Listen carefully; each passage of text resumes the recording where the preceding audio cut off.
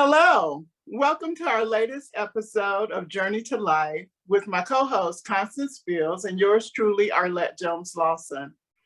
Our topic today is suicide postvention, and September is National Suicide Prevention Month. Yes, and we are so honored with our special guests today, Katie Sperry and Chaplain Justin Maynard. Just a little bit about Katie. Katie Sperry is the Suicide Prevention Program Supervisor for the Department of Veteran Affairs, North Florida, South Georgia, and she is the Vision 8 Lead Suicide Prevention Coordinator and the Reach Vet and Post-Discharge Engagement Supervisor. Ms. Perry is also a licensed clinical social worker and has worked in mental health for over 20 years. She is a graduate of West Virginia University with a master's degree in social work, and she began her career in child welfare, specifically as the initial responder to allegations of child abuse, then working to become a forensic sexual abuse interviewer, a supervisor, and expert court witness in child maltreatment.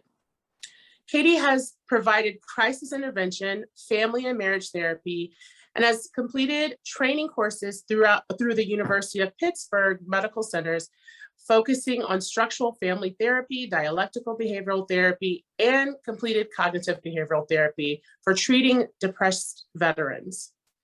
She is credentialed through the National Association of Social Workers as a certified advanced social work case manager and a certified advanced children, youth, and family social worker. And she also has a qualified clinical social worker license. Ms. Sperry was selected in both 2016 and 2020 by the Department of Veterans Affairs, National Director of the Suicide Prevention Program, to complete a tour with the Veterans Affairs Central Office for program improvement. Ms. Sperry travels throughout the nation speaking about veteran suicide, and we are so honored she's here. She and her husband reside in Brunswick, Georgia, with their 8-year-old son, William. And just a little bit about Chaplain Maynard. Chaplain Justin Maynard is a veteran of the United States Coast Guard and a board-certified clinical chaplain with a specialty certification in mental health. He provides spiritual and emotional support as a clinical chaplain on an inpatient mental health unit and intensive care units. He received a Master's of Divinity degree from Duke University Divinity School. He did his clinical pastoral education at Duke Hospital, residency at Wake Med, a second-year residency and mental health fellowship at Durham VA Medical Center. He is passionate about suicide prevention and helping veterans discover meaning and purpose for living another day. He also provides bereavement postvention support to family members who have lost a loved one to suicide. Welcome to you both. Yes, welcome. Thank you so much. Thank you. So we'll just get started. Thank you so much for being here, Katie and Chaplain Maynard. We're really interested in you all sharing your insight in the importance of suicide postvention. I know in our previous episode, we discussed suicide prevention. And so this is really an interesting and very important aspect of that. So first, what is postvention and why is it essential to suicide prevention efforts and the conversation? So suicide postvention refers to activities to reduce risks and promote healing after a suicide death. Postvention activities may include focus on support for family and friends of loved ones who died by suicide. It helps begin the healing process for individuals who are dealing with the grief and distress after a suicide loss. And it helps mitigate the negative effects of exposure to suicide, as well as preventing suicide among people who are at elevated risk due to exposure to suicide. Yeah. Very important, very important. And especially when a lot of focus is on suicide prevention. And so to know that there are efforts towards post-suicide is just like amazing. Yeah, I'd like to add to that. I really appreciate that question and appreciate Katie's response. we had a partnership a few years ago, me and Katie, in the Suicide Postvention pilot program in the VA to provide support to loved ones who've lost a veteran to suicide. And there was a saying in that training program that that postvention leads to prevention. And that's really why it's essential to the suicide prevention efforts, is because when we make these calls to loved ones who are in crisis, often found their loved one who's died, sometimes suicide can trigger suicide in others. And statistically, it impacts about 100 people. There is somebody that has to find that person and also needs support, and often is struggling with suicidal thoughts themselves. And so in that sense, it's quite literally suicide prevention, because they're struggling, wondering, how do I move on after finding my loved one after being married for 30 years? How do I put one foot in front of another? And so that is a suicide prevention effort, to reach these family members, to care for them.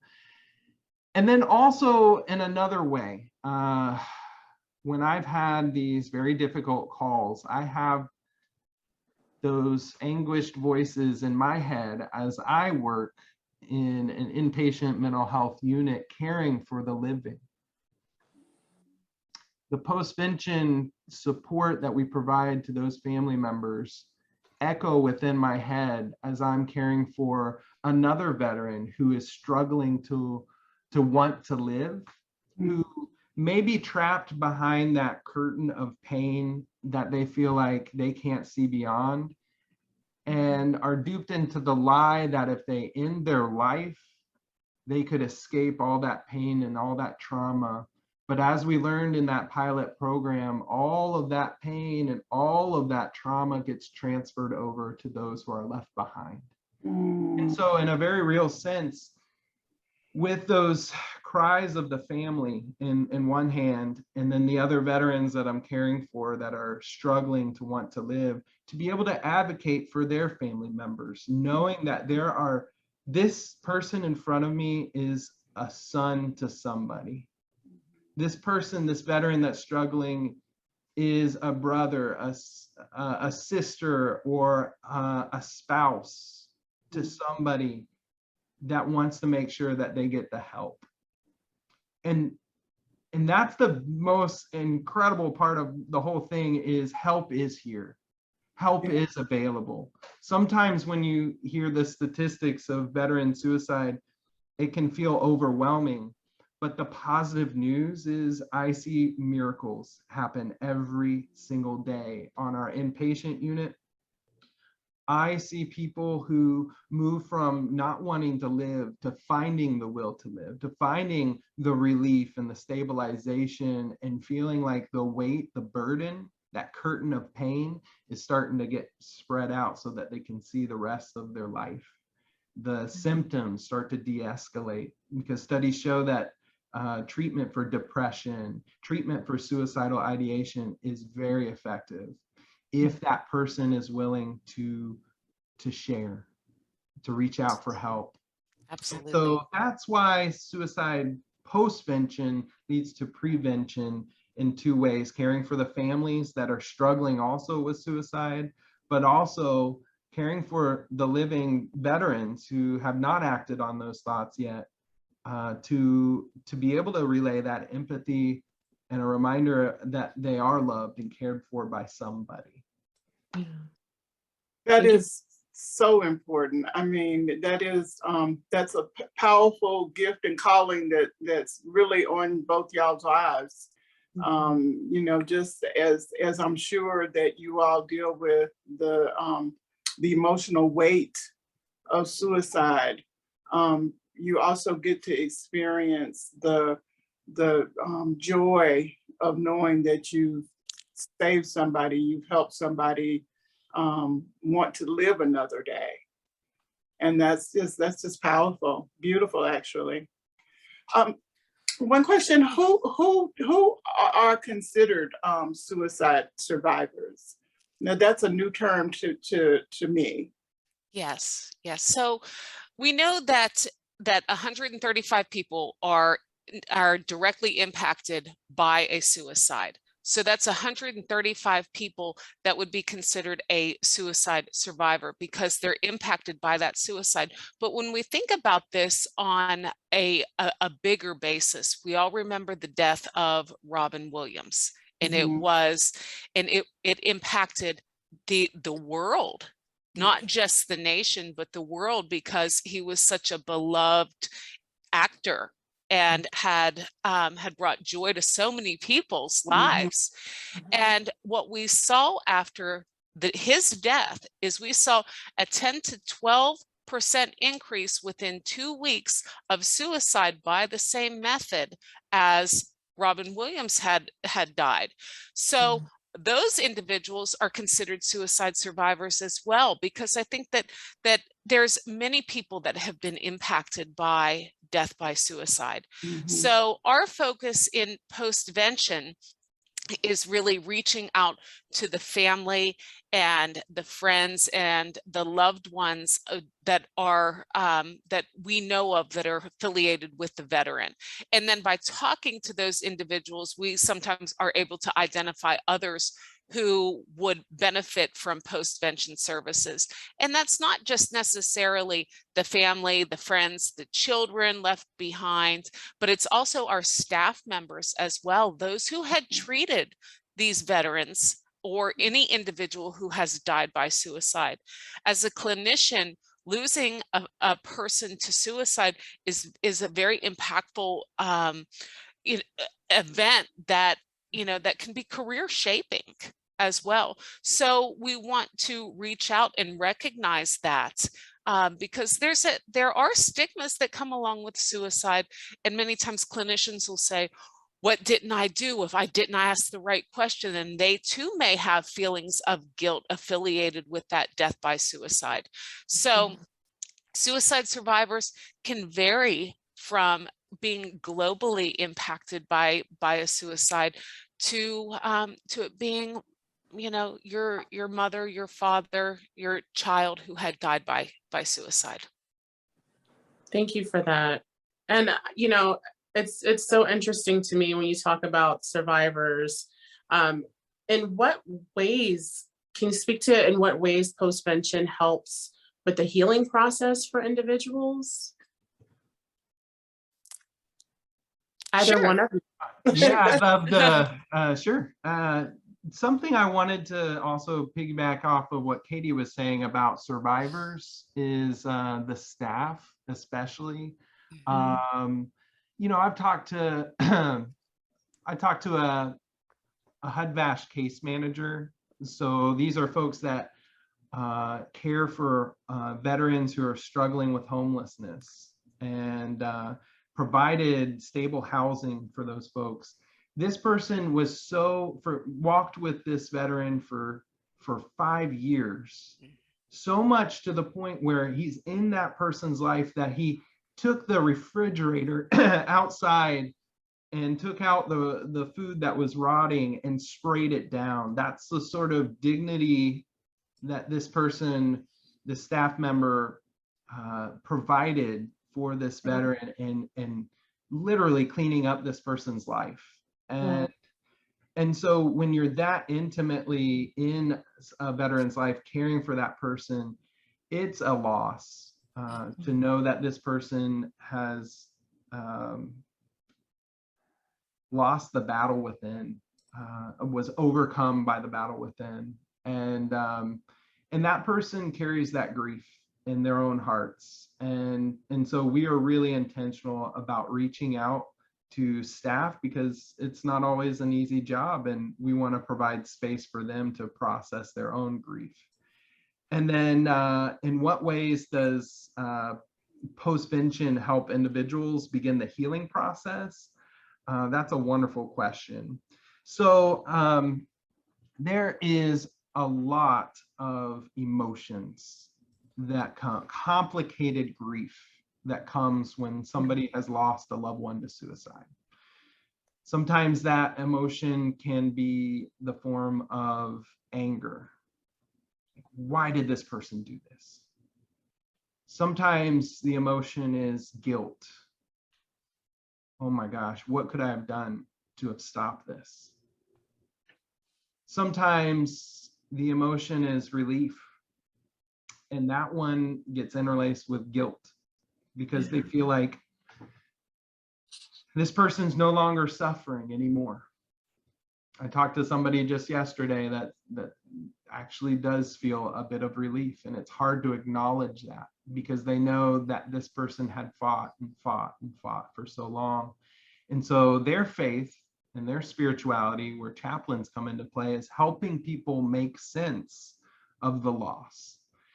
It's one of the other features of somebody struggling to survive after a suicide loss is wondering why did this happen? Why did this person do this to me? They feel abandoned. How are they going to pick up their life after this person didn't lay out all the plans that they need to figure out on their own? Maybe they've depended on that individual to help them keep living, and no longer they're there to figure out how to now pay the bills, how to get benefits to keep surviving themselves. And so they're faced with a lot of just feeling like the carpet has just been taken under them. There's disorientation. And so helping them to really tap into their spirituality as an anchor for their soul in the midst of the storm. And so that's also where chaplains help them process the various emotions that they're feeling. Sometimes, so it's very difficult to talk about suicide in our culture. There is such a stigma to the loss of suicide.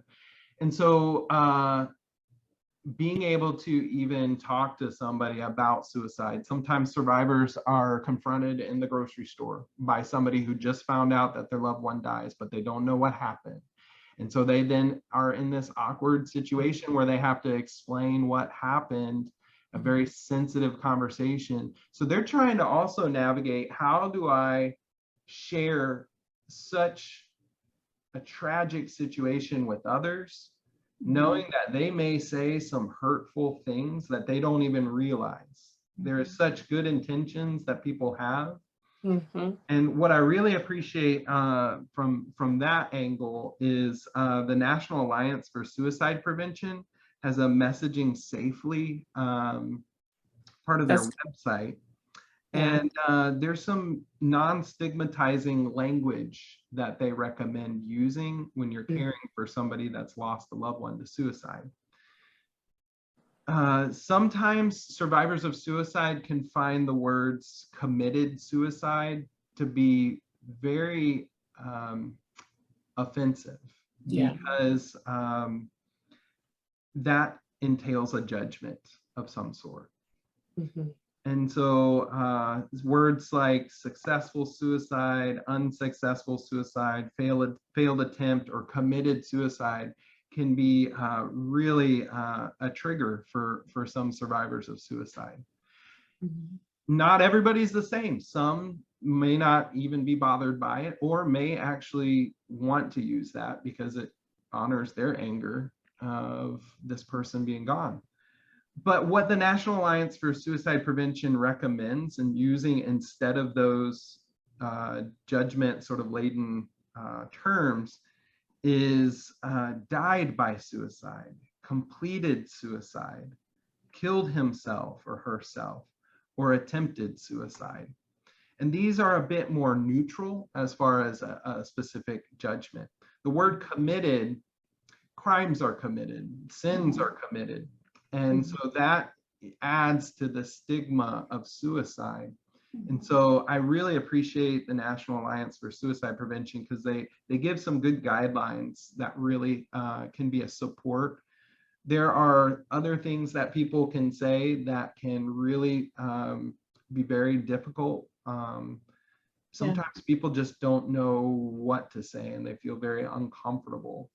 And so just being a presence, if anybody out there is looking for advice, what do I say? Just say, I am so sorry for your loss. That must be unimaginably hard for you to hold. And I am here. Let's walk through this together. What are you feeling right now?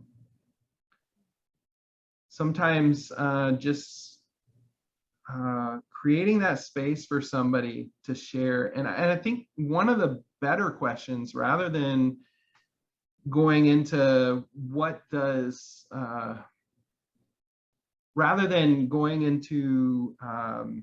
processing the suicide, is that can quickly become the identity of the whole person that they're grieving over. That's that trauma that they've received, this horrible news. Sometimes they've found the person, can stick within their mind.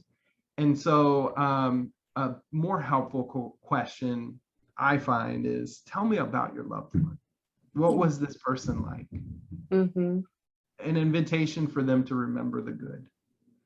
So yesterday, as I'm talking to a mom, just hearing all of those stories from childhood and that baby that she held in her hands, that first breath that she got to witness.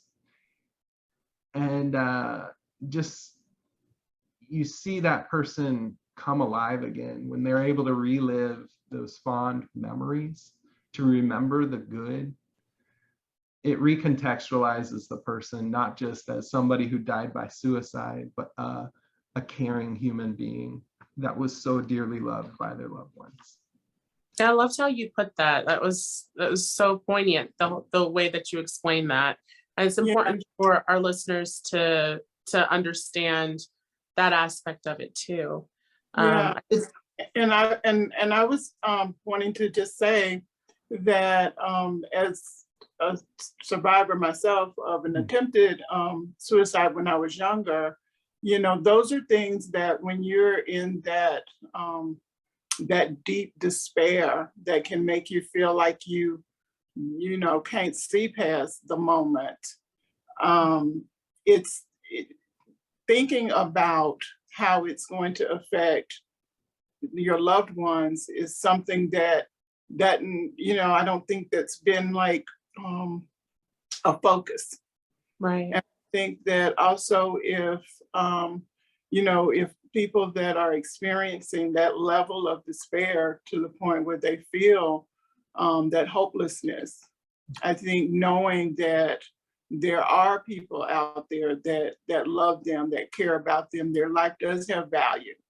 And if they're removed from the equation, there are going to be lives changed in, you know, in an impactful negative way by the loss of them. And I think that, you know, those things, I think, and the things that you were sharing, I think helps, you know, to know what, you know, your loved ones or friends are going to be experiencing if you make that choice. I appreciate Definitely. that. Yeah. And Katie, you know, Chaplain Maynard, he alluded to this a little bit in his response, but what are some of the other negative effects that you find of exposure to suicide that Postvention might help mitigate for family and friends? Sure. So as we've been talking throughout this podcast, is there's a varying array of emotions that survivors of suicide experience: guilt, anger, relief, just feeling vulnerable, and these kind of emotions are flowing constantly, and suicide is very different from other types of grief, like universal bereavement, where when somebody dies of cancer, we have a feeling of, you know, gosh, they fought so hard. But that's a shared grief that we experience. If somebody dies in like a violent crime, we have a sense of being very vulnerable. But when somebody dies by suicide, there's all of these emotions that people experience. And what suicide survivors experience initially, which is the whole goal of postvention, looks very different at week 1 than what it does at 3 months down the road, or 6 months down the road, or a year down the road, because those emotions can vary from shock and disbelief to, I am really angry. I'm really angry. And then 2 months later, I feel really guilty for being really angry, and I don't understand my own emotions. So what postvention aims to do throughout a very strategic time frame is that we reach out to those individuals who are impacted by that suicide, family, friends, staff, whomever has been identified, at different intervals of time. Like as soon as we find out, within 7 days is what the guidance has recommended, 7 days to reach out to the family, immediate family and friends of the loved ones. And then at 30 days. And because again, week 1 looks different from day 30, you know, or that kind of time frame around there, not specifically 30 days later. But, you know, initially they're planning a funeral. They're dealing with their own shock. And 30 days later, that looks different. And they may not want services at this point. And postvention doesn't aim to be the service provider. We make services available, or giving referrals out for different resources. And somebody at day 1 may say, no, I want nothing to do with this at all, but then may be overwhelmed with grief 3, 6, 9 months later, whatever that time frame may be. So we continue to have that conversation, and we continue to have that follow-up, because we know that these emotions change, and they can change very rapidly. So when somebody wasn't initially seeking help at one interval, they may be ready at another interval and may not know where to have those services. But if you have somebody with and I like to say this, you know, with our chaplain service, is that the chaplains come with a non-ask. They're just coming, they're not asking you for anything. They're coming with resources to help you. And that's, you know, that's a kind of a very relieving to those individuals who are probably being asked a lot. They're being asked a lot of questions. They're, you know, why did this happen? What didn't you do? What did you do? And because there is the stigma around suicide, that we try to find one reason of, you know, why did he do that? Why did she do that? So so that's what really the aim of postvention is, to mitigate those negative impacts and these negative effects of suicide, and know that we're reaching out to those impacted individuals to say, yes, we're still here. Resources are still here.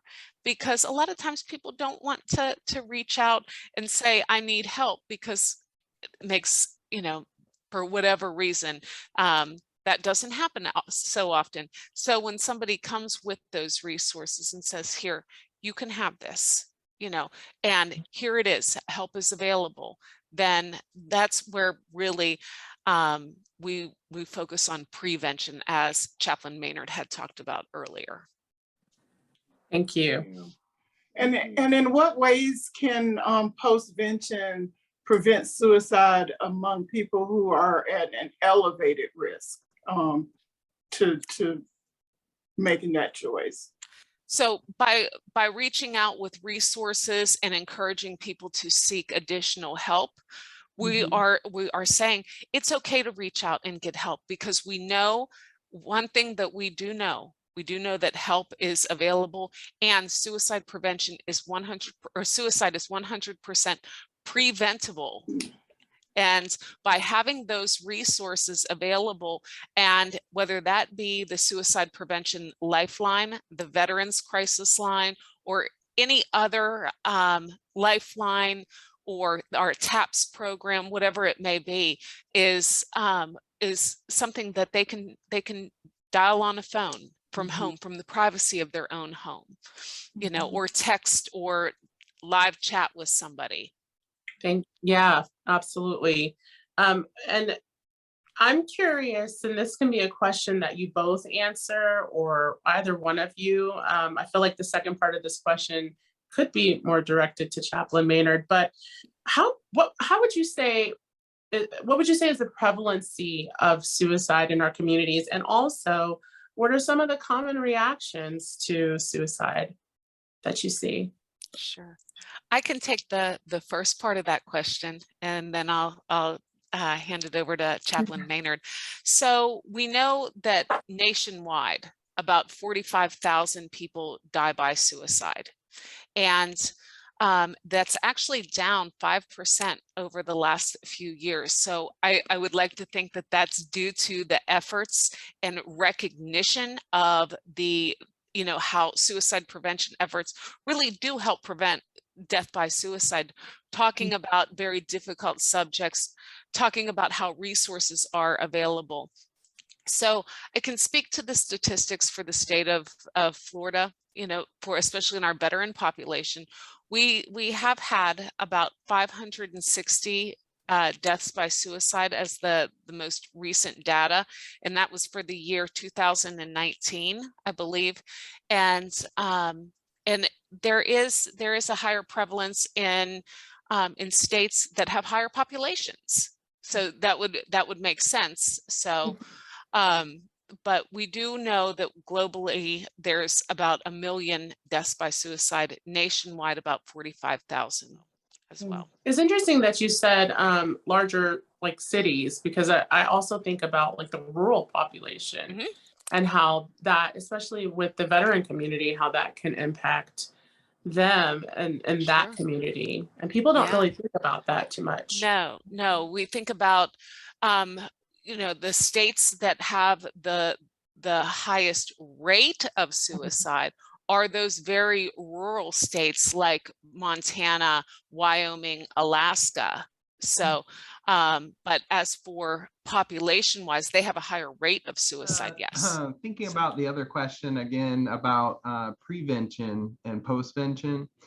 And what I really appreciate the Veterans Crisis Line is 1-800-273-8255 and then press 1.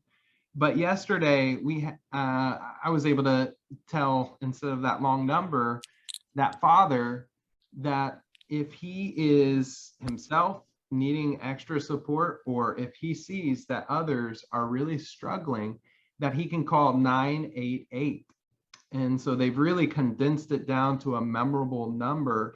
And yesterday was a really good example of being able to just quickly explain what used to be a very long number for people to have to remember. 988, just call. And caring staff will be able to answer and provide that support to anybody who might be struggling. That's the biggest part of suicide prevention, is just knowing that that number is available and people don't have to suffer alone anymore. If they would only just pick up the call, pick up the phone and call 988, they could get that support. So common reactions of survivors of suicide are often numbness. Initially, that first call, sometimes folks are so in shock that they don't have a reaction yet. They don't even really, it hasn't sunken in yet, and they're in a state of shock. More commonly, acute grief. Somatically within their body, they're hurting, they're crying, they're screaming, there's rage, there's profound anguish over the loss, trying to make sense of what they've just witnessed as they've found the person. And so that is a lot to have to unpack. And so being able to create some space for people to pour out their hearts is often preventative. sometimes people just need to be heard. Yeah.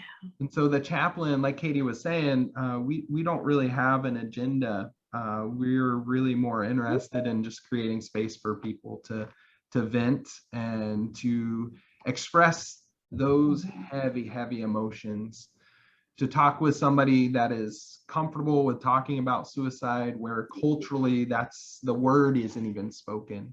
I remember one suicide prevention coordinator said, just say the word suicide like 10 times just to get used to even saying it, because our culture just puts a hand over our mouth not to even talk about it. Absolutely. And so to talk with a widow who's just lost somebody that they dearly loved, and to meet them where they're at, and not to pry too much into the details, but to more just invite them to share, what was this person like when you on their best days? You know, what's a memory of love, joy, or peace that you have? Maybe that's opening Christmas presents on Christmas morning. And we do get to the heavier emotions, but sometimes they are trying to grasp that person that is just beyond, that was right there sleeping next to them the previous day. And they still want to have some hold on them. And so one of the questions I'll ask as they're processing their grief and wishing that that person was right there is helping them to tap into that person they love, their personality, just by asking, I want you to just take a deep breath in and imagine that your loved one was able to just give you a big hug and look you in the eye right now. What do you imagine that they would say to you? And suddenly that loved one comes back to life through those words. And often it's, they want me to know that they love me so much, or they want me to know that they're sorry. And sometimes that's a healing interaction in and of itself, is to invite them to imagine what that person would say. Sometimes it's a boot to the butt to say, keep on pressing on. You know, it varies depending on the personality of the individual. And so that is a very sacred moment, I'd say, where I witness that communication that has been completely and utterly broken. In some ways, being able to communicate or hear some form of communication from memories from the past, words of love. Often folks are looking for signs that this person is no longer suffering. Sometimes that might be in the form of a shooting star, maybe a butterfly that lands next to them as they're weeping. And that's pretty powerful to hear. Because that big question, why and where are they now, can really loom over people. And working with a chaplain, we can help them to excavate their religious tradition and their spirituality and the beliefs. And so another question is, where do you believe that they are now? Can be a helpful one to kind of help them way through that aspect of the grief. Often people feel a sense of peace knowing that that person's not suffering. Often people have a belief that they're with God in heaven. And so we support whatever their faith background is, whatever their religious tradition is, we meet them where they're at and sit with them in the wondering and supporting them in the pieces of puzzles that they're trying to put back together to make sense. And yeah, it seems like that it's not a one size fit all, Right. that it's tailored to the situation and the people involved, which is really nice. Absolutely. Every call, that's a really good point, Miss Arlette. I appreciate that. Every call is absolutely different. Sometimes there will be a call and that person is so much enraged that they just don't want to talk. Most often, especially with a chaplain, they're so appreciative of somebody giving them a call and saying, how are you coping right now? You know, I'll call them, say, hey, I'm Chaplain Justin Maynard, and I care for you, and I'm so sorry for your loss. I want to offer my deepest condolences and see how you're doing. And that is often enough for them to then talk for the rest of the time. And just to have that empathic listening and caring and just echoing back what I hear and the emotions that I hear, and can be a support to be truly heard. I wanted to circle back on something that Chaplain Maynard had mentioned earlier, is talking about 988, and 988 is an addition to the 1-800 numbers for the Suicide Prevention Lifeline and the Veterans Crisis Line. And I think that it really speaks to where we are as a world, as a nation, coming to realize that, yeah, we need to make help more readily available. I grew up in the age of learning 911 for a medical emergency. Now my son, who's 8 years old, is growing up in a world where he knows that that 3-digit number is there for mental health care. So it's not just medical care, and it's something that you can a number that you can reach out to at any time, knowing that help is on the other line. And I think that that's 911 changed the world, and I hope 988 is on its way to change the world as well. I definitely believe it is. Yeah. And it's very nice that it's that the suicide prevention and postvention efforts are changing with the times and are, you know, becoming more readily accessible. But I know that there's also a text that you can text now, which I think is just fascinating. So that's just really nice to know that it's not staying, you know, stagnant, that it's moving and changing with the needs. Sure. Well, this has been a very valuable conversation. We hope that anyone who's listening, you take advantage of the resources that we're going to list. We're going to have them listed here for you, whether you're watching this on YouTube or listening to it via a podcast. It will be listed there for you, or for you to share with somebody that you know and love. And once again, we'd like to thank our guests, and we will talk to you next time. Thank you, and stay tuned for the next episode. Bye. Bye.